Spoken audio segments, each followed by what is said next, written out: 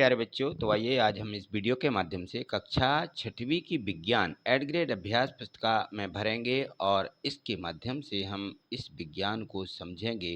तो यहाँ देखिए, पिछली वीडियो के माध्यम से जो हमने इसके अध्याय 8 दिए गए थे, 8 तक कंप्लीट किए। आज हम इसका अगला अध्याय 9 दिया गया है। इसमें है विद्युत तथा परिपथ। इसको समझिए। यहाँ देखिए, सबसे पहले तो यहाँ देखें, पाठ के पूर्व की तैयारी के रूप में भी दिया रहता है। इसको सबसे पहले समझ लेते हैं तो पूरा पाठ बहुत अच्छे से समझ में आ जाता है। देखिए, यहाँ पर चित्रों का अवलोकन कर सही जोड़ी बनाने का प्रयास कीजिए। तो यहाँ देखिए, परिपथ दिए गए हैं, कुछ बैटरियाँ रखी हुई हैं, हमें बताना है कि ये हैं क्या। यहाँ देखें, सबसे पहले यह साधारण स्विच हमारे रहते हैं। इस प्रकार से हम जब इनको ऑन करते हैं तो ये इससे चिपक जाता है, ऑफ करते तो अलग हो जाते। ये कहलाते हैं स्विच।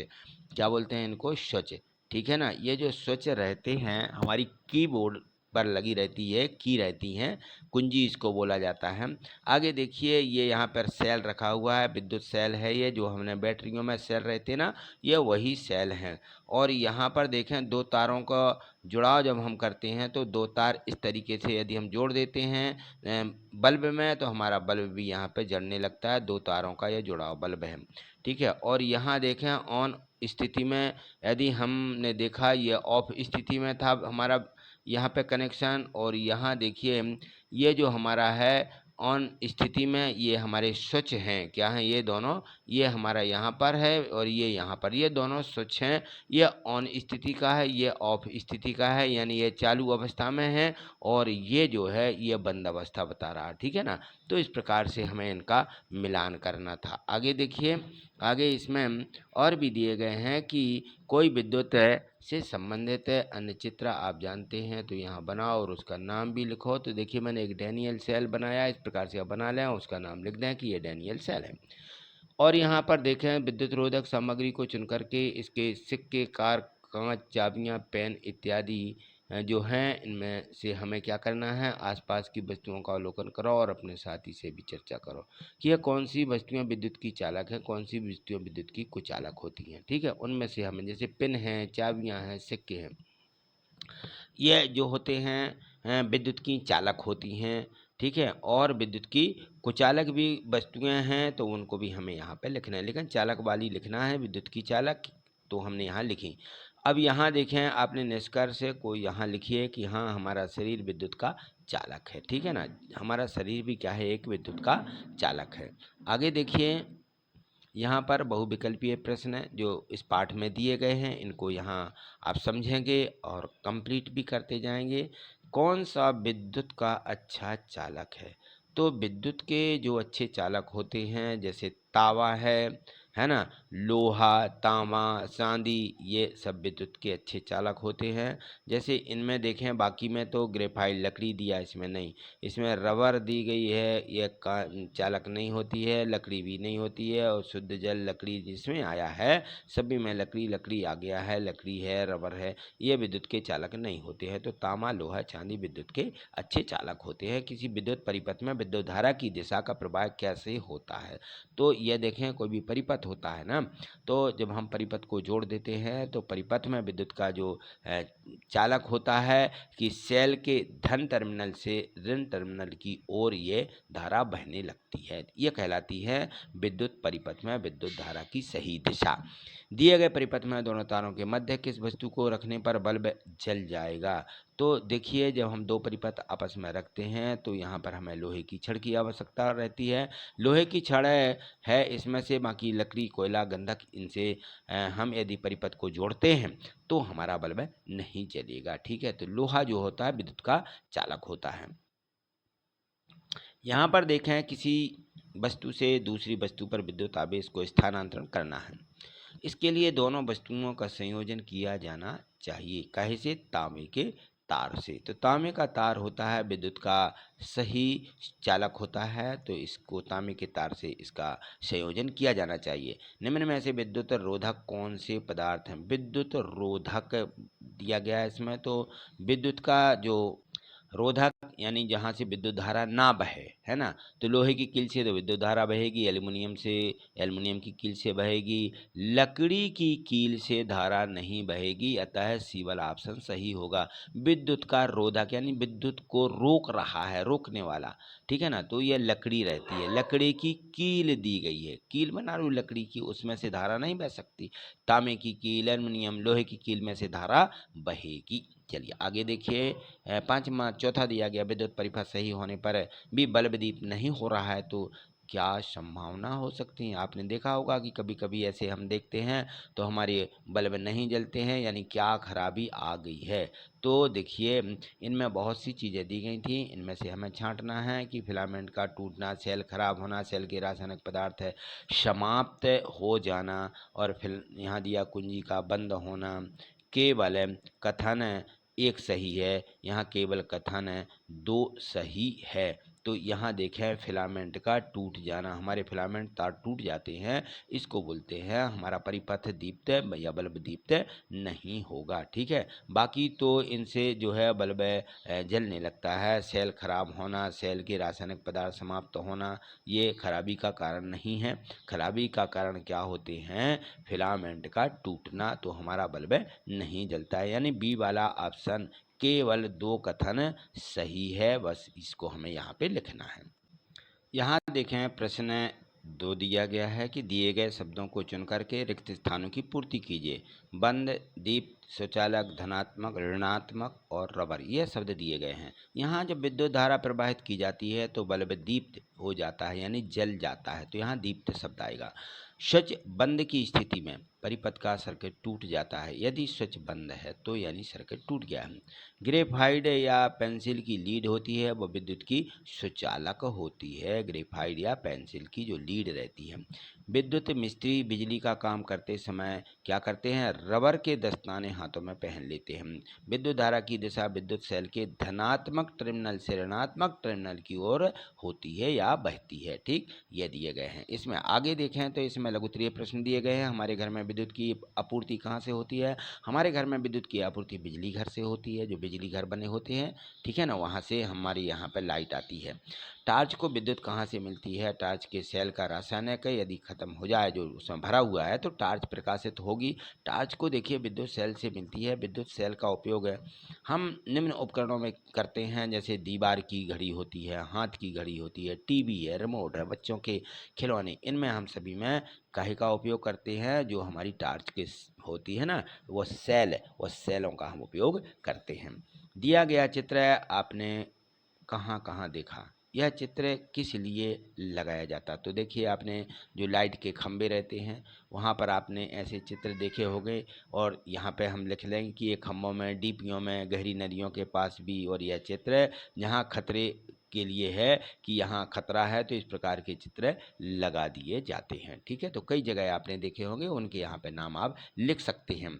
यहाँ पे देखें प्रश्न 5वां दिया गया कि विद्युत सेल कब विद्युत उत्पन्न करना बंद कर देता है। जो विद्युत सेल रहते हैं ना, विद्युत सेल जब विद्युत सेल में संचार रासायनिक पदार्थ इस्तेमाल के लिए कर लिए जाते हैं, तब विद्युत सेल विद्युत पैदा करना बंद कर देता है। आपने देखा होगा जो सेल रहते हैं, कहते हैं ना घड़ी के सेल, सेल बंद हो गया यानी उसकी जो ऊर्जा थी वो खत्म हो गई। आदि विद्युत परिपथ बनाने के लिए विद्युत तार के स्थान पर जूट की डोरी का उपयोग करें तो प्रवाह है पर क्या प्रभाव पड़ेगा। देखिए अब आपको पता है कि जूट में ऐसे धारा नहीं बहती, तो विद्युत परिपथ बनाने के लिए विद्युत तार के स्थान पर जूट की डोरी का उपयोग करें तो परिपथ में धारा प्रभावित नहीं होगी। यह हमें लिख देना है। जो जूट की डोरी रहती है, हमारी रस्सी है ना।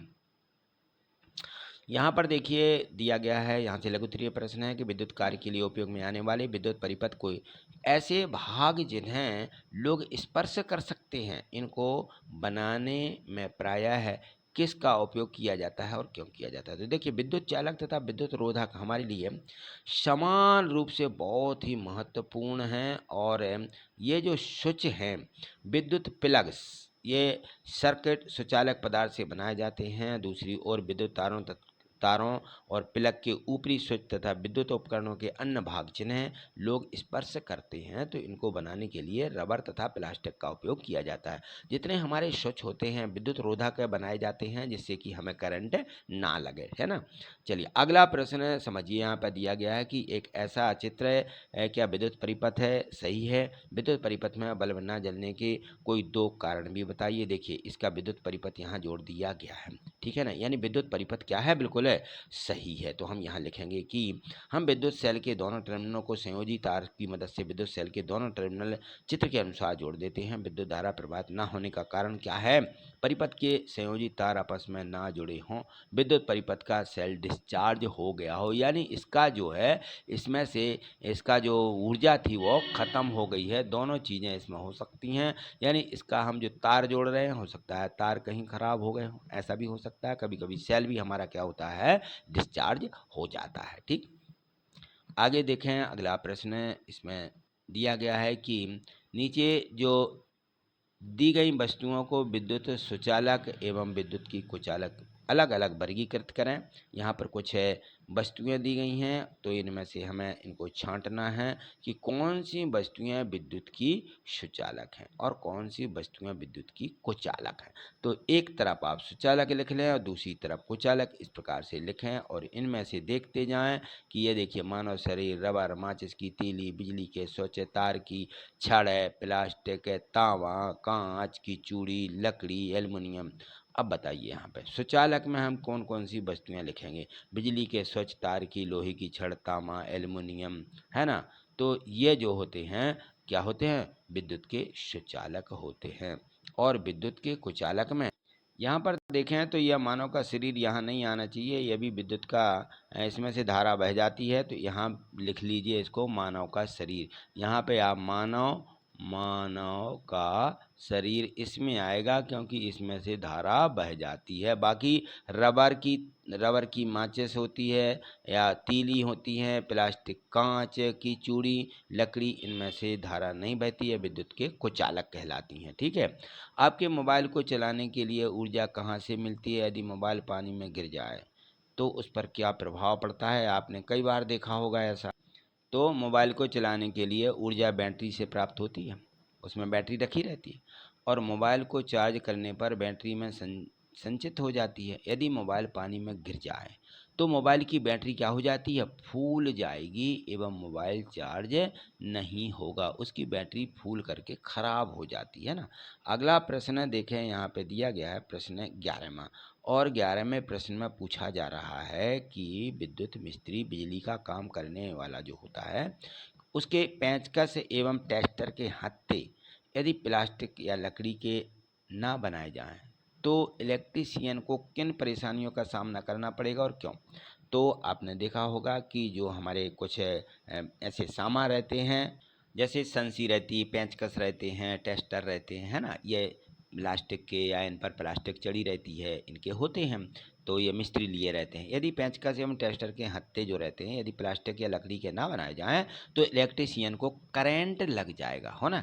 पेंचकस एवं टेस्टर के हत्थे में से धारा प्रभावित होगी जिससे उसकी मृत्यु भी हो सकती है, करंट लगने से उसकी मृत्यु हो सकती है। अब यहाँ देखिए एक है विद्युत परिपथ को चित्र सहित समझाइए। इस प्रकार से हमें एक विद्युत परिपथ बनाना है, एक सेल बना लेना है। ठीक है, एक सेल बना करके इसमें से ये बल्ब और ये जो तार हैं, देखिए यहाँ पर दो बिंदु इस प्रकार से हम इसमें जोड़ लेते हैं। ये हमारी यहाँ पर धातु लगी हुई, ये हमारे तार हैं और ये पिन है, इसको अलग कर दिया पिन को, है ना। फिर उसको क्या किया, इस पे हमने जोड़ दिया तो ये बल्ब जलने लगता है। इस प्रकार का परिपथ आप बना लेंगे। इसको हम गत्ते पर रख देते हैं, सेल को नीचे रखेंगे और ये जो पॉइंट होते हैं दोनों में करंट आएगा, है ना। यह करंट हम जब इस पे जोड़ेंगे तो ये बल्ब जल जाएगा बीच में। ठीक है, इस प्रकार का हमें स्विच सहित विद्युत परिपथ बनाना है। फिर हमें इसको बताना है कि विद्युत सेल के दो टर्मिनलों की बल्ब के दो टर्मिनलों से चालक की मदद से जोड़ना है, विद्युत परिपथ कहलाएगा। जैसा कि हम उपरोक्त चित्र में देख सकते हैं। उपरोक्त लिख दीजिए, उपयुक्त भी लिख सकते हैं या उपरोक्त, ऐसा लिखें, रो आधे का में ता, उपरोक्त चित्र में देख सकते हैं, उपरोक्त। आधे का में ता लिखिए यहाँ पे उपरोक्त चित्र में देख सकते हैं। ये चित्र दिया गया है यहाँ पर। आगे देखिए, आगे यहाँ पर दिया गया है प्रश्न क्रमांक 13वां में दिया है कि दिए गए चित्र में यदि परिपथ के बीच एल्युमिनियम का तार, लोहे की चाबी, कांच, थर्माकोल, लकड़ी, मशीन की सुई, चांदी का तार रखा जाए तो कौन कौन से पदार्थों से विद्युत धारा प्रवाहित होगी अथवा विद्युत प्रवाहित नहीं होगी, कारण सहित बताइए। तो यहाँ देखिए आपको दो चित्र है इस प्रकार से दिखाए गए हैं। इन दोनों चित्रों में देखें तो ये देखिए यहाँ पे इसका तार क्या है, अलग है, और यहाँ पर तार क्या है, यहाँ पर जुड़ा हुआ है, इसकी चाबी यहाँ पर जुड़ी हुई है। तो इनमें से बताएं किस में धारा प्रवाहित होगी। तो यहाँ देखिए तार चाबी जुड़ने से बल्ब जल रहा है और यहाँ पर तार अलग होने के कारण बल्ब नहीं जल रहा है। ठीक है ना। तो इस प्रकार से हम इनको लिखेंगे। यहाँ पर देखिए, यहाँ पर ये देखें, स्विच के स्थान पर उपयोग की गई वस्तु चाबी, रबर, इरेजर जो भी हो, पदार्थ है जिसका यह बना होता है रबर, और यह बल्ब जलता है, हाँ नहीं, हाँ नहीं। यदि धातु की चाबी है, ठीक है, पदार्थ धातु है तो बल्ब जल जाएगा, और रबर है तो बल्ब नहीं जलेगा। ठीक है ना। तो इस प्रकार से आपको यहाँ पर लिख भी देना है। आगे देखें, और यदि स्केल है प्लास्टिक की है तो नहीं जलेगा, माचिस की तीली है लकड़ी की है नहीं जलेगा, कांच की चूड़ी, कांच में से धारा प्रवाहित नहीं होती है, लोहे की कील धातु की होती है इसलिए उसमें से धारा प्रवाहित होगी, बल्ब जल जाएगा। ठीक है। तो ये सभी हमें यहाँ पे एक सारणी के रूप में बना करके लिखना है। अब यहाँ देखिए एक टार्च का आंतरिक आरेख का स्वच्छ नामांकित चित्र बनाना है। ये टार्च जो होती है हम हाथ में ले लेते हैं, इस प्रकार से हमें टार्च का एक चित्र बनाना है। देखिए ये इसका यहाँ पे बल्ब लगा रहता है, इस प्रकार से अंदर को आप इस प्रकार की एक यहाँ पे धातु की गोल आकृति की प्लेट लगी रहती है, बाहर से ये कांच रहता है, और यहाँ देखें ये बल्ब रहता है। ये बल्ब यहाँ पर जैसे हम स्विच को जोड़ते हैं तो बल्ब जलने लगता है। यह परावर्तक लगी रहती है, यानी इससे रिफ्लेक्स होता है प्रकाश तो बाहर जाता दूर तक। ये प्लास्टिक का एक आवरण बाहर से इस प्रकार से लगा रहता है। ठीक है ना। और यहाँ देखें ये धन ऋण उसमें लगा दिए जाते हैं कि विद्युत सेल है, ये स्लाइड है, इसका स्विच है, यहाँ से हम इसको आगे बढ़ाते हैं, बल्ब जलने लगता, पीछे कर देते हैं तो ये बल्ब जलना बंद हो जाता है, क्योंकि इसमें से सेल से धारा प्रभावित नहीं होती है। तो इस प्रकार से मैं बैटरी का चित्र बना देना है। ये दो सेल यहाँ पे रख दिए गए, हम दो सेल डाल देते हैं ना इसमें, बैटरी जो हमारी रहती है, तो ये उसी का चित्र है। आप इसको इस प्रकार से बना लेंगे। ठीक, चलिए आगे देखें तो इसमें दिया गया है अगला प्रश्न क्रमांक 15वें प्रश्न में है कि विद्युत सेल तथा बल्ब को जोड़ने की विभिन्न अवस्थाओं के चित्र बनाइए।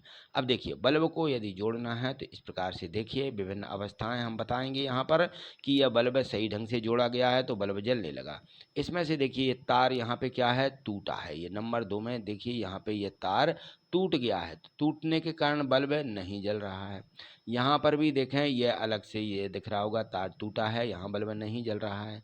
यहाँ पर देखिए पूरा कनेक्शन ही अलग है तो बल्ब नहीं जलेगा। यहाँ पर देखेंगे दोनों तार यहाँ पर एक ही उस पॉइंट से जोड़ दिए गए, तार यहाँ से जोड़ना था जो नहीं जुड़ा हुआ है तो ये बल्ब नहीं जलेगा। यदि सही धारा कहीं से भी इस प्रकार से जोड़ी जाती है, एक ऊपर वाले तार से एक नीचे वाले तार से, तो सेल से यह बल्ब यहाँ पर जल जाता है। तो इस प्रकार से आप कई चित्र बना सकते हैं। तो आपने यहाँ पर चित्र इस प्रकार से बना देना है, या आप कहीं मिल जाते हैं तो चिपका भी दीजिए। आगे देखिए प्रोजेक्ट कार्य दिए गए हमारे।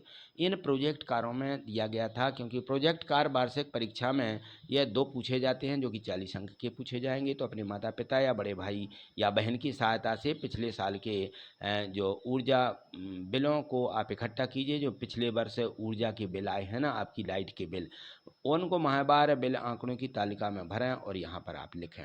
तो इस प्रकार से आप लिख सकते हैं। आपके घर में बिल पड़े होंगे, यदि नहीं मिलते हैं तो अपने घर के अपने बड़े सदस्यों से पूछ लीजिए, वो बता देंगे कि जनवरी, फरवरी, मार्च, अप्रैल ऐसे पूरे महीनों के नाम यहाँ पे लिख दीजिए। जनवरी से लेकर के पूरे 12 महीनों के नाम आपको यहाँ पर लिखना है। जनवरी, फरवरी, मार्च, अप्रैल, मई, जून, जुलाई, अगस्त, सितंबर, अक्टूबर, नवंबर और दिसंबर। ठीक है ना। फिर इनमें यूनिट लिखना है कि किस महीने में कितनी यूनिट खपत हुई, कितनी बिजली खपत हुई। तो इसमें 70, 80, 100, 120, 150, 160, 150, 120 इस प्रकार से, क्योंकि यह जो यहाँ पर मई जून रहते हैं ना, इसमें अधिक बिजली खपत होती है, तो यहाँ पर 150, 160 यूनिट। ठीक है ना। विद्युत बिल राशि बताइए उसमें कितनी कितनी लगी। तो इसमें ₹700, इसमें 800, इसमें 1000 रुपया, 1200, यानी 10 रुपया प्रति यूनिट की दर से बिजली खपत हुई है। तो ये पूरी तालिका को आप इस प्रकार से भर देंगे। चलिए इनके आगे देखें, प्रश्न दिए गए हैं तो इनको पूरा करिएगा कि किस माह में ऊर्जा बिल का भार ज़्यादा व्यय वाले हैं तथा किस महीने में ऊर्जा बिल कम भार वाले। देखिए ज़्यादा बिल वाले जो महीने होते हैं मई, जून, जुलाई आदि, ठीक, और कम ऊर्जा बिल वाले महीने होते हैं दिसंबर है, जनवरी है, फरवरी है। तो इनमें क्या होती है, ठंड रहती है, तो यहाँ हमारी ऊर्जा यानी कम खपत होती है, यहाँ पे बिल कम आता है। अगला प्रश्न देखिए, इसमें दिया गया है, अगला प्रश्न यहाँ पर इसमें दिया है कि पता लगाने की कोशिश करें कि जिन महीनों में ऊर्जा बिल अधिक आया है उसका क्या क्या कारण है। जिन महीनों में बिजली बिल अधिक आया उनमें गर्मी ज़्यादा पड़ रही है, जिसके कारण बहुत बहुत लिख लीजिए, जिनके कारण बहुत है इधर पर, बहुत से विद्युत के उपकरण जल रहे थे या चल रहे थे, जैसे कूलर चल रहा, पंखा चल रहा, एसी चल रही, तो इनके कारण विद्युत अधिक खपत होती है। ऐसे विभिन्न तरीकों के पता लगाएं जो आपके ऊर्जा बिल की लागत को कम कर सकते हैं। तो हाँ देखिए, जितनी आवश्यकता है मैं उतनी बिजली के उपकरण लगाना चाहिए और हमें हमेशा स्विच बंद रखना चाहिए। इनको आप लिख सकते हैं, ठीक है। आगे देखें, इनके प्रश्न और भी हैं। विद्युत ऊर्जा प्राप्त करने के लिए अन्य स्रोतों के नाम लिखें। तो सौर ऊर्जा, आजकल सौर ऊर्जा चलने लगी है जिनसे हमें बिजली प्राप्त हो जाती है। यहाँ देखें, प्रश्न 5वां दिया है कि ऊर्जा खपत कम करने के लिए आप सामान्य बल्ब का उपयोग करेंगे या एलईडी का।